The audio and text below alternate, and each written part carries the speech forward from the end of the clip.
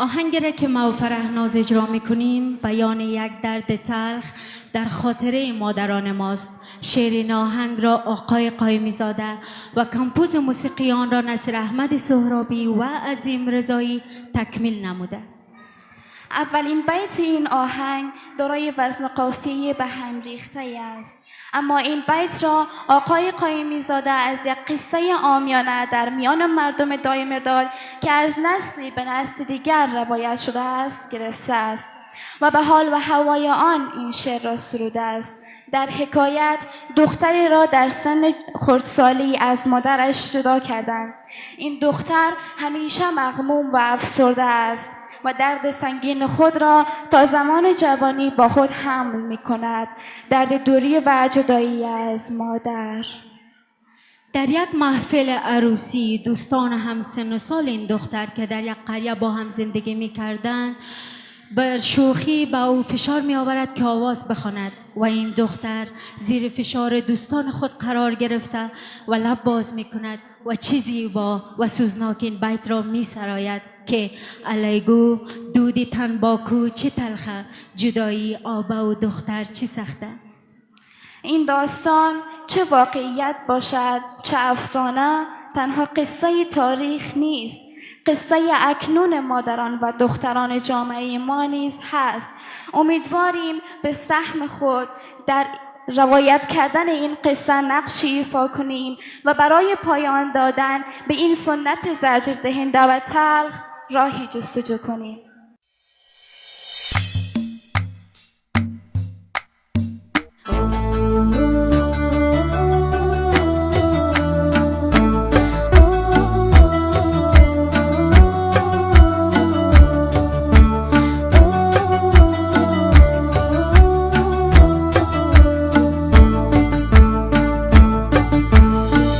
جدایی آبا و دختر چی سخته، علیگو دودی تنباکو چی تلخه، علیگو دودی تنباکو چی تلخه.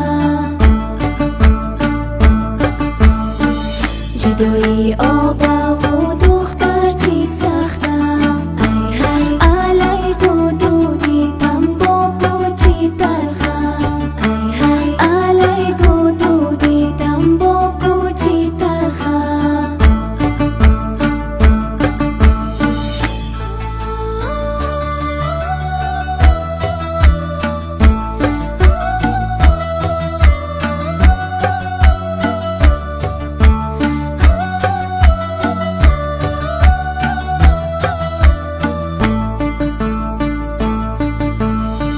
خورو سر این قصه دیرازه، من آبا و دختر خیلی رازه، من آبا و دختر خیلی رازه. نمیفهمی تو کی دختر کی هسته، معمایی از این دفتر چی هسته، معمایی از این دفتر چی هسته.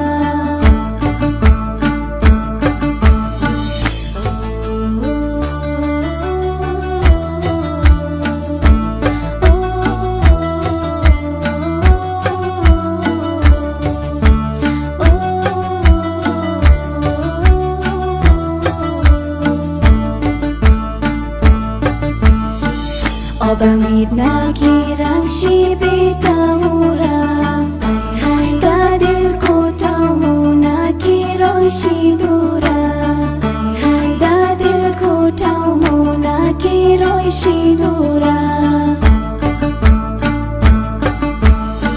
دوست تو را در گفتنم میدنم، پیشی سیار کالا ششتنم میدنم، پیشی سیار کالا ششتنم میدنم.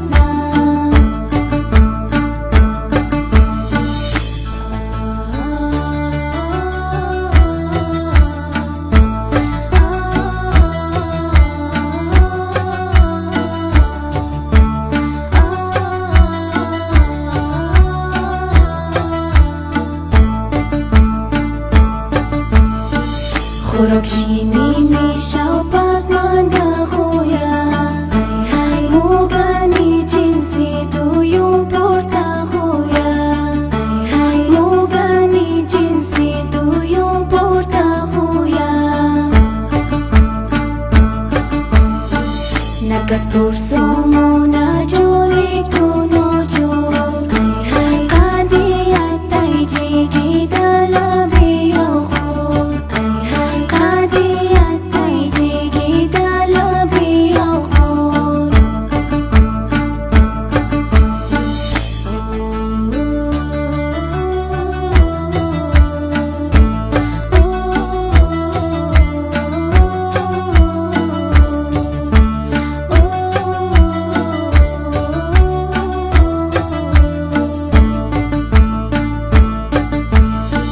آبم میدنکی دختر جنسی اویم